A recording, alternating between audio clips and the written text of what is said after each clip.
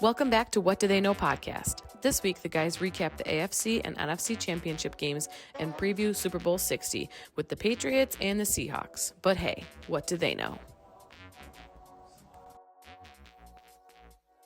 What do they know? Well, we are about to find out. Welcome back, ladies and gentlemen, to the What Do They Know podcast. Nick and Jeff back with you as always, here to wrap up championship weekend and look forward to Super Bowl 60. Is that what it is? 60. Super Bowl 60. Yep. In Santa Clara, California. 2 weeks from yesterday. 2 weeks from yesterday. Crazy that the football season is almost already over. Yeah, we have two more episodes, This one and one more. Ooh, Yeah. that's So it. Season 3. Season 3 is almost a wrap. Yep. But how was your week? Anything crazy? Anything eventful? Not too much. Obviously we had the big snowstorm, so Yeah. I hunkered down for a Yeah. little bit. I was thankful to be a gamer for this past weekend, to be honest with you. So I got some pizza from Pontillo's. Oh, shout out Pontillo's. Shout out Pontillo's. Please give us a sponsorship. Uncle Mike, yeah, Uncle Weeze.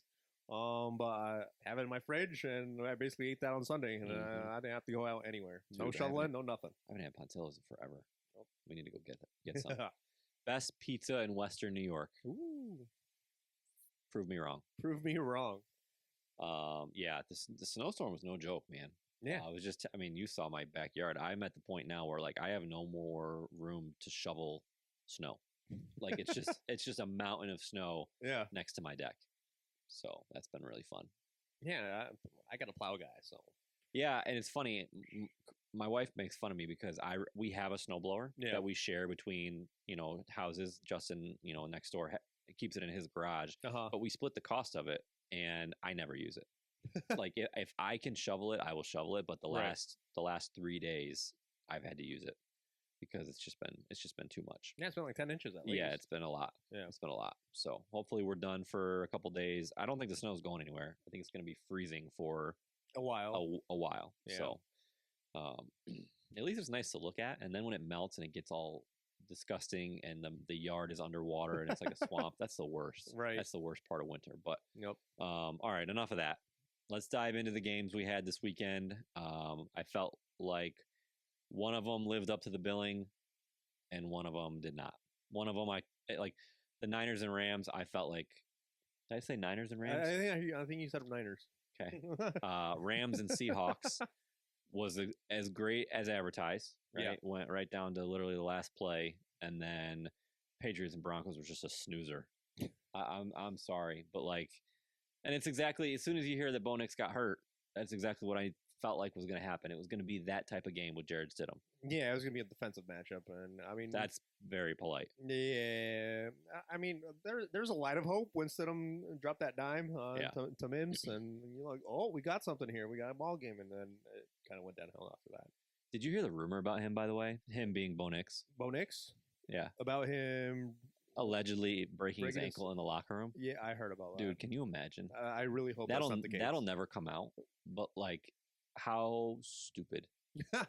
Like, I would go from immediately feeling bad for him to being like, dude, you're so dumb. Right. You break your ankle. Like, what'd you do? Jump off like a table or something? Like, yeah. What are you doing? But I want to give him the benefit of the doubt. Yeah, for sure. It was on the play. For sure. On the field. Yep. So I'll be honest, I don't have a lot of takeaways from the Niners. Dude, am I a Niners fan? Classic Niners fan.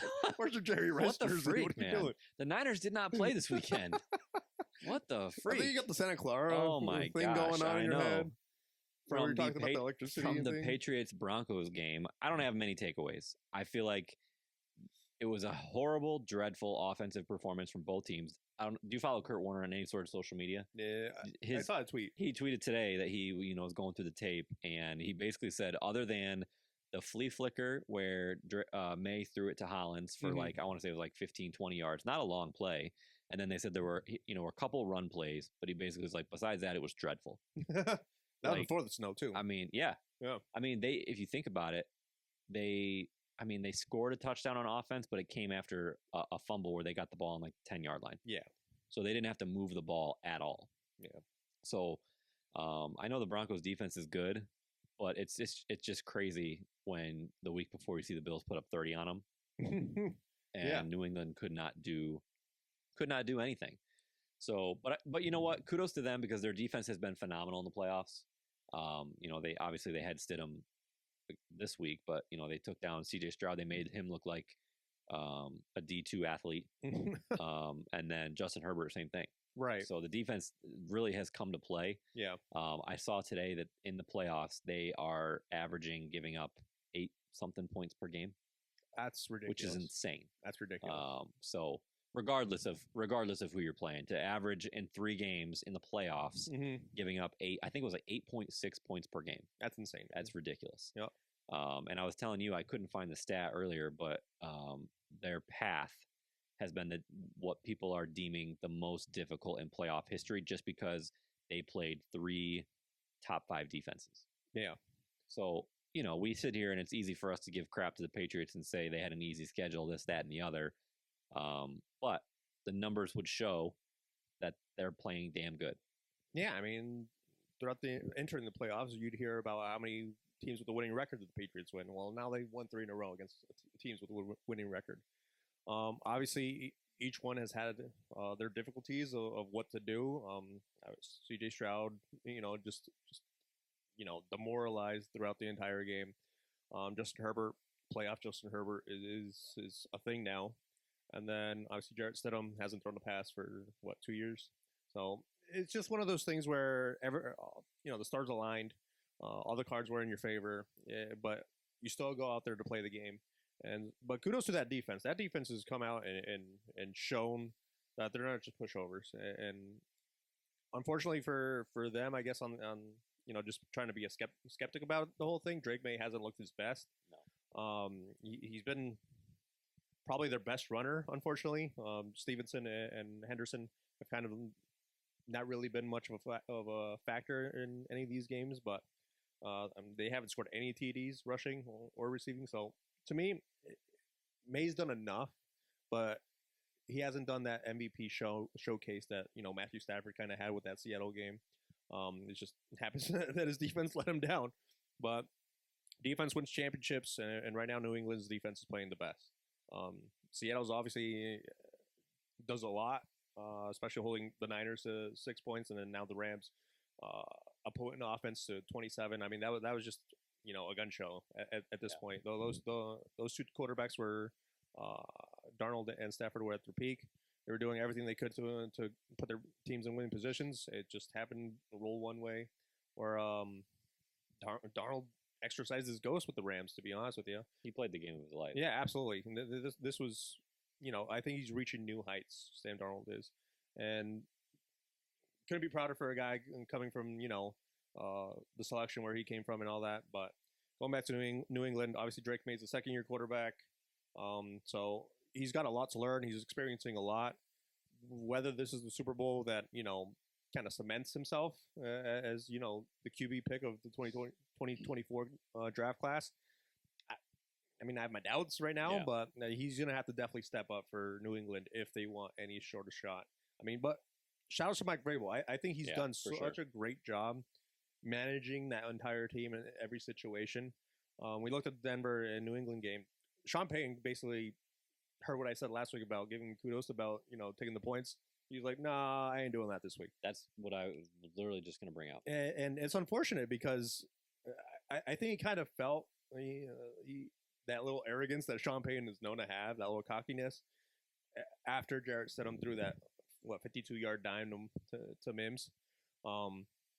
It's just one of those things where you have to realize the situation that you have a backup quarterback, you have a snowstorm coming in, and points are going to be, a luxury. A field goal matters. Well, not only these games. Not only that, but in the situation where he decided to go for it, it would have put them up 10-0. Yeah, and their defense played phenomenal. The defense barely gave up anything. Yeah, all game.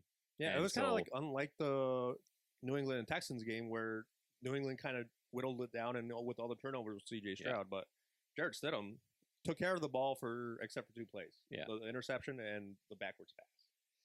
Yeah, I don't know how many times it's going to take for coaches to realize that they just need to take points. Yeah. Like before it comes back and bites them in the butt. I mean, you talk about Sean Payton, you talk about Ben Johnson. I mean, he did it against the Rams. He did it against the Packers and got away with it. It's just every single week it seems like there's another coach who thinks that it's the move to keep yourself. And how many times when they do this do they end up losing by the points that they passed on? Yeah, they could have had all the time. And so it's like, I know it's easy to sit there and say it after the fact, but it happens way too much. Yeah. And I just don't understand why these coaches keep thinking that at the end of the day, these field goals are going to play a factor in the game. Yeah. 100% guaranteed. Yeah. And so, I mean, I know the analytics, the fun thing, the aggressive, new hip thing to do is just to go for it at all costs. Mm-hmm. But man, how many games do you have to lose before you realize that maybe it's not the play? Right. Oh, I agree with you 100%. I think way too many times the fourth down analytic, 4th and 2 or less says to go or whatever. To me, it's all about points. At the end of the day, surprisingly, the team that scores the most points wins. That's been a fact since football has been created, or basically any sport at this point. Confirmed. There you go. Breaking news. Yeah. But I don't know. I hope it ends. I hope it ends a little sooner rather than later, because I feel like a lot of these players are going to turn on their coaches if they keep doing this and putting themselves in bad situations. Obviously, Denver's defense did everything. They played a full 60 minutes. Yeah. Those guys did not let up for a single second of that game. So for it to be decided like that, I don't know. Sean Payton has a lot of explaining to do to that locker room, in my opinion. Both of these games, the one thing that really stuck out for me is how it was just another thing that got proven where you win with all three phases. Mm-hmm. Like, you need offense, you need defense, you need special teams, because special teams decided both of these games. Mm-hmm. Right? New England blocked the game-tying field goal, and in my opinion, the muffed punt from the Rams really changed the outcome of that game. Yeah, because that was the first drive out of the third quarter. Right? Seattle stopped them, the Rams stopped them. Seattle kicked, and they went right down and scored a touchdown after that muffed punt. Yeah, and it's just a perfect example of how you need all three phases to be sound and to have that attention to detail if you're going to be successful. You can't just win with a good offense or an amazing defense, because plays like those two ultimately come up and play a huge role. Yeah. No, I mean, you look at Seattle, that trade for Rashid Shaheed has kind of put them over the top for special teams. And obviously they already have a special defense, and Sam Darnold is coming into his own on offense. So they're the ones rolling with all three facets of the game. And obviously LA has almost a record-setting offense with Matthew Stafford and Devontae Adams and Puka over there. And their defense is very noteworthy. But their special teams ended up costing them a possession, and they lost by 4 points, a possession. So it's unfortunate that these things happen, but it shows how much of a great coaching job that Mike Vrabel and Mike McDonald have done with both their respective teams. You know who almost never goes for it statistically? Who? Mike McDonald. Yep. So, also, I'm just going to do this for a second. I know this is ridiculous, but can you just for a minute imagine the Rams with the type of offense we saw last night going up against the Bills in the Super Bowl? Oof. What a freaking fun matchup that would have been to watch. Yeah, that would have been like a high 30s. Oh, dude, it would have been low 40s. It would have been cinema. Yeah, watching both of those quarterbacks just go back and forth. Yeah, it's unfortunate that Buffalo played Denver with Bo Nix in the game. Yeah, because that would have been a blowout. And honestly, it's fortunate for the New England to play Denver, because with Bo Nix, I don't think that was much of a contest. Agreed. To be honest with you. Agreed. So the late game, obviously, we talked about it a little bit already. The Seahawks were able to squeak it out. Sam Darnold really had a revelation of a game. His statistics, I'll go ahead and grab them real quick. You have them? I have them. Yeah, go ahead. 25 for 36, 346, and 3 TDs. Dude played about as well as you could have hoped. Yeah. Especially because, I sat here last week and said that the Rams have Darnold's number, right? Because if you think about it, he played dreadful their first game. Mm-hmm. He played average for 3 out of the 5 quarters in their second matchup, and then in the fourth quarter and overtime he played well. So I really wasn't convinced that he had it figured out against them, especially when you factor in when he was with Minnesota what they did to them in the playoffs last year. Right, he looked absolutely dreadful, and so he exercised a lot of demons, I think, last night with that performance. And as a Jet fan who saw this guy get drafted third, and I mean, he was never really given a chance, if we're honest, right? I mean, it's the Jets. So to see him go to Carolina, then get cut by Carolina, and then go to San Francisco, and then just the success that he's had is just a really, really good story. And I know all Jet fans are rooting for Seattle in this upcoming matchup for sure. Yeah, I feel like we have to give more credit to Sam Darnold in terms of the choices where he decided to go to. Obviously, San Francisco with Kyle Shanahan, he's going to make you right as a quarterback. Kevin O'Connell there in Minnesota, he's going to make you right as a quarterback. So he's made career choices that are beneficial for the standpoint he is in now. And Clint Kubiak has done a masterclass job there with the offense there in Seattle. He's probably going to be a head coach after the Super Bowl. Yeah, he'll probably take some likely. job somewhere if he wants it. But to me, Sam Darnold, I think he knew what he was doing in terms of how he wanted to get his career back in track. Obviously, things didn't go his way in New York with the Jets. And maybe he harbors some regret there, and that's probably why he's sought out some of these head coaches or these coaches to be like, fix me, But that takes a lot of initiative, and that takes a lot of self-realization from a human being to be like, hey, I can be better than what I am, and I want to be somewhere where I'm not. And to me, for it to come full circle and he being the first QB in his class to reach the Super Bowl with Josh Allen, Lamar Jackson, and Baker Mayfield all in there. Now that's pretty great. Josh Rosen. And don't forget Josh Rosen. 9 mistakes ahead of him, remember? Yeah. Oh, man. But Sam Darnold, that's crazy when you think about that. That's a good stat. That's a really good stat because that was a phenomenal quarterback class. Yeah, absolutely. And again, Buffalo Bills fans must be reeling on this one because of the New England thing, and then obviously how can Josh Allen not be the quarterback to represent that draft class? To be honest with you, it's wreckful for Bills fans. But for Sam Darnold, I think he understands what he is now. Obviously, having someone like Jackson Smith and Jigba helps a lot. Having a running game with Kenneth Walker, how he's been performing over the playoffs. Even with Charbonnet not on the roster anymore because of a torn ACL. I think they built the roster around him, even with Geno Smith being there last year. It just fits. The offense just fits him, and honestly, it's just I feel like it's been a lack of confidence throughout the years. Oh, for sure. Especially with the Rams. He probably understood, the stats that you brought out. Like he kind of fails or he gets a little, trigger happy or turns the ball over. He's a gunslinger for sure. Yeah, he's a gunslinger for sure. But he hasn't been turning the ball over as much anymore or at all, to be honest with you. Can't remember the last time he threw an interception, to be honest. So Sam Darnold, he's been playing at peak level. This is the type of level that's kind of setting him up for an MVP sort of season for next year, to be honest with you. But you dethrone probably the current MVP of this year in Stafford, and he might beat the runner-up in Drake May. So it's quite the road for Sam Darnold. It really is, yeah. Stafford's got to be the MVP this year for sure. Mm-hmm. But yeah, I'm pumped for Darnold. I'm happy for him. You can't, talk about his path. You go into Kyle Shanahan and Kevin O'Connell, like you said. You couldn't pick a better path. Yeah. You couldn't pick two of the better guys to get right, right? And so, good for him because it's one thing to say like I need to get right, but it's another thing to say like I'm so desperate to do that I'm gonna go ride the bench. Right. In San Francisco he was there. Was he 2 years?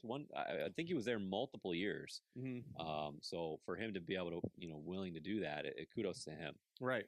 On the other side of things, the Rams, man, I feel like their defense and special teams really let them down because I was in awe last night, specifically in like the third and fourth quarter when it seemed like it was just back and forth, how all of their touchdown drives seemed like they were only 4 or 5 plays.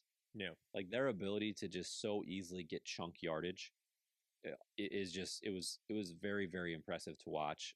Stafford was on another level this year, and last night. I mean, the guy played phenomenal. It came down to a muff punt that really for me was the difference in the game. Yeah.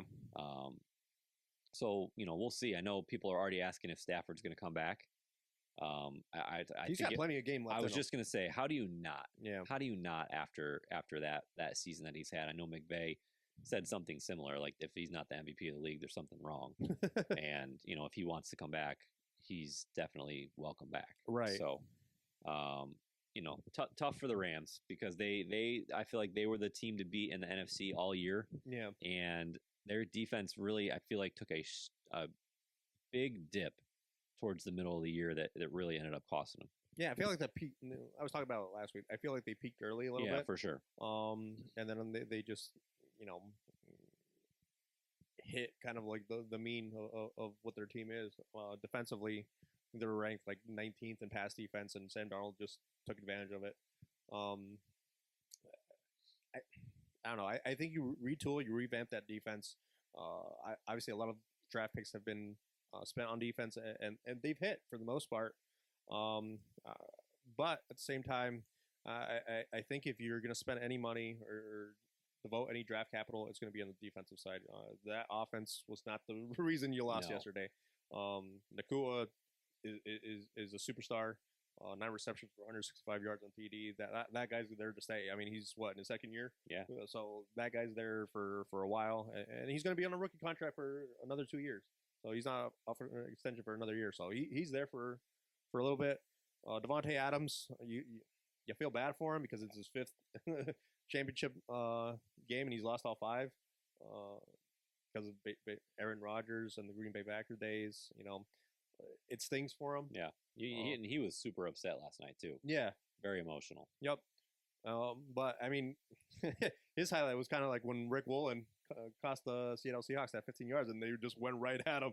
Talk about the biggest, slap in the face, right at him, talking smack. Like, oh, nope, no, we're going right at you.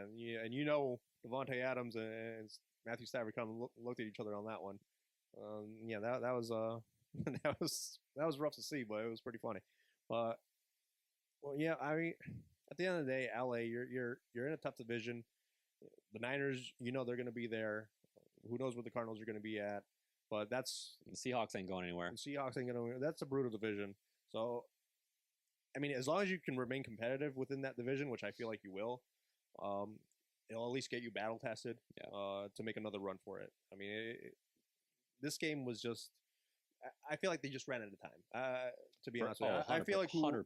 Whoever, it was going to be a track meet back and forth, and it was just one of those games where whoever had the lead with 2 minutes left had full control of it. And to me, Seattle was just the better team overall. But that's just where I'm at. Yeah, so one thing that I wanted to call out where you said, whoever had the ball last, one thing that I felt like didn't really get talked about last night in the moment was McVay and his use of the timeouts. So there was a scenario, it was the 3rd down play where Cooper Kupp literally barely reached the ball over and got the first down, or did he? It was a really, really, really tight spot, and McVay called the timeout because I think he was contemplating challenging it. They showed him he had the challenge flag in his hand. But that took them down from it. It was 1st down now because they just got the 1st down, and so he called the timeout. So it was about 3 minutes left, and they only had 1 timeout left.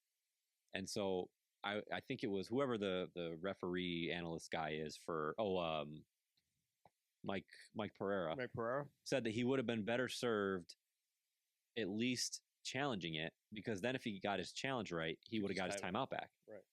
Whereas then, not only did he call a timeout, but then he never even decided to challenge it. So it was a complete waste of a timeout.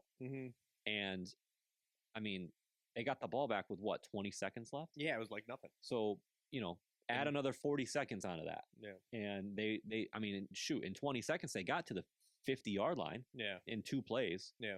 So, I mean, that's a small, and I love McVay. I think he's a phenomenal coach and he's a phenomenal offensive mind, but that really surprised me because that was a big moment and a big I guess mess up, in my opinion, for lack of a better term. Yeah, when the game is shaping out the way it is, and you kind of feel like it's going to be a 1 possession game. timeouts are a premium. Like they are currency that can't be taken back, type of thing. Yeah, I agree with you. And with Mike Pereira, he should have just challenged the thing if he was going to call a timeout anyway. But you know, I don't know what was running through his head. I mean, obviously pressure, time management. You got to make those decisions so quick, man. You got to have somebody tell you if you should challenge. You got to throw the flag. You got to make sure they don't. Process. You got to make sure they don't snap the ball. So. Yeah, it becomes a whole thing. Yeah, and, I mean, in the situation, I don't blame him. Right, but it's a crucial play. Man. It is a crucial play. Who knows what they could have done with another 40 seconds? Yeah, you know. I agree. So, at least a shot in the end zone. Yeah, for sure. Yeah. Oh, yeah. Because, in that scenario, let's say it plays out exactly the way that it did, right? Mm-hmm. Nakua's inbounds. Okay, you still have, 20, 30 seconds left to snap the ball, spike it, and you're at the 50 for a Hail Mary. Yeah. At minimum. Right? So who knows? But something that caught my eye that I was really surprised that McVay decided to do. But all right, as we look forward to Super Bowl 60. So the matchup, obviously, New England and Seattle, both 14-3. I just looked it up just a second ago. Seattle's going in as a 4.5-point favorite, which I think is pretty fair. Okay. They say that home field gets you 3 points. So let's just say it was in Seattle, it'd be a 7.5-point line, and I think that that's more accurate to what I believe this game will be. Yeah. I think 4.5 is kind, to be honest. Yeah, I think this is like a 31-17 type game.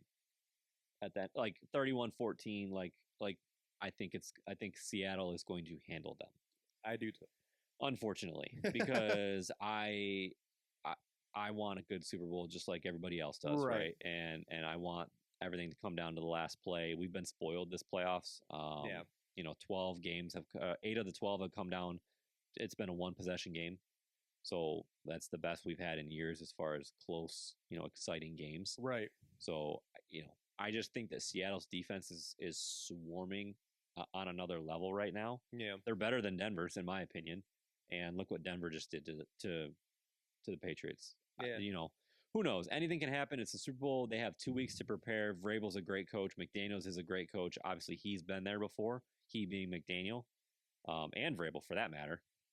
So that's a huge advantage that they have as far as just, experience. I could be wrong. I don't think McDonald has ever been there as an assistant. Right. Obviously, he's a rookie head coach, so this is all going to be new for him. Yeah.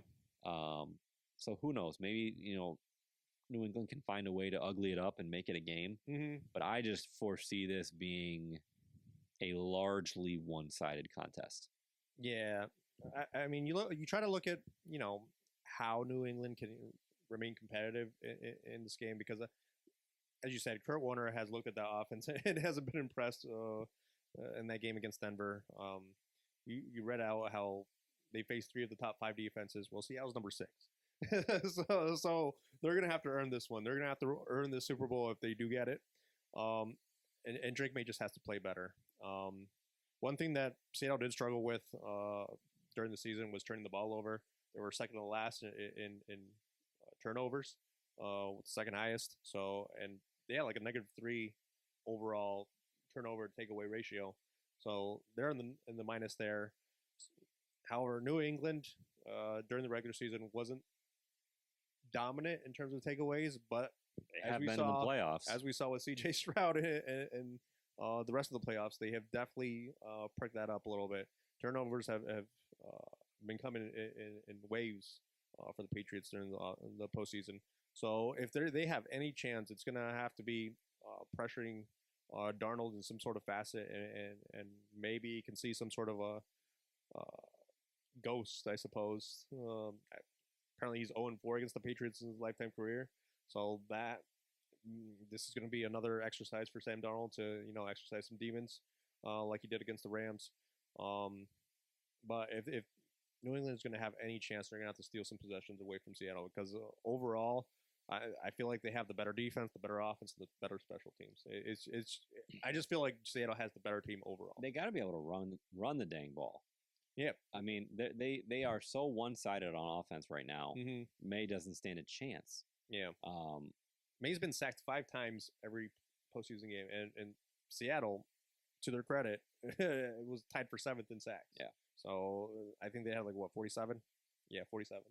So it's not going to be easy. Will Campbell has kind of struggled, their first round pick on the left side of that line. So, I mean, the line for Seattle has been pretty dominant.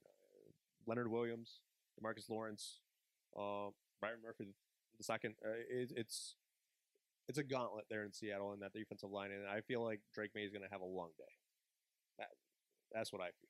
He's going to have to make some plays with his legs.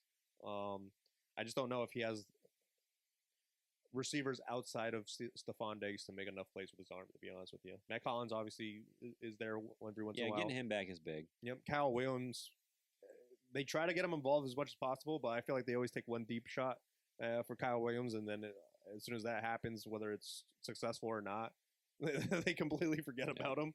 But I feel like you said, Stevenson and Henderson have to step up their game, even though Seattle's front is I think first in terms of yards per carry against.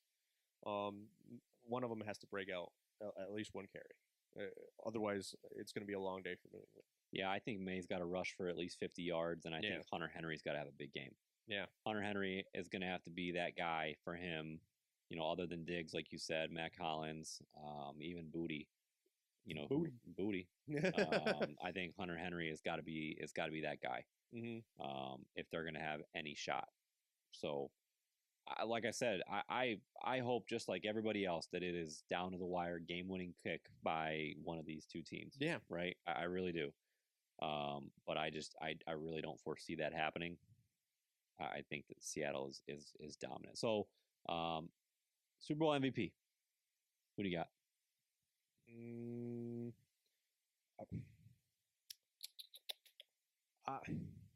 Obviously, the easiest choice is the quarterback, Darnold. Honestly, I want to be a little outside the box, and I kind of want to go Kenneth Walker. Okay. Just because I feel like if they are dominant, as much as we think so, I don't think Darnold is going to have to pass the ball that much, and I feel like Kenneth Walker might have like three TDs. I could see that for sure. To be honest, my first instinct was like JSN's going to go off. Yeah. But then, if a receiver goes off, that means the quarterback went off. Yeah. So it's hard to not go Darnold. But yeah, I like the Kenneth Walker pick. Okay. I think that would be a good one. Yeah. All right. Anything else? So we're both picking Seattle. I'm definitely picking Seattle. Perfect. I'm definitely picking Seattle. Yep. Give me the points too. Give me the points too. 4.5. Yeah. I agree with that. For sure. Absolutely. Give me the points and give me the under. Give me the under. Actually, let's check what the under is. It was like 40 something. I can't remember what it was, but it was 40 something. 45 and a half. 45 and a half. Okay, I get... That's close. Gosh, they're so good at that. 45 points or 46 points confirmed. Yeah, right. It's one or the other. For sure. 45 or 46. Yeah. Gosh, I should do a bet on a final score that adds up to 45 or 46. Just to see. Just to see what happens. Why not? Oh, boy. Yeah. All right. Okay. Well, we will be back in 2 weeks. Yeah. We're probably more than likely just going to, give instant reaction right after the Super Bowl. Yep. Instead of waiting until Monday like we have been. And we'll wrap up the Super Bowl. We'll preview next year. And we'll give our thoughts. So, hopefully we have a very, very competitive game to talk about. Not like last year, where we start recording like the third quarter because it was just the Eagles just waxed the Chiefs. I almost said the Niners again. You almost said the Niners again? Yeah. So hopefully it's not like that because nobody wants 2 snoozers in a row, 2 years in a row. Yeah. Unfortunately, I think we're going to get one. Yeah, me too. Oh, well. All right. Well, hope you guys enjoyed. Hope you all have a great Super Bowl Sunday, and we'll talk to you in 2 weeks. 2 weeks. See you later. We want to hear from you. Stir up some conversation or controversy and reach out to us on our social media platforms to add to the weekly conversations.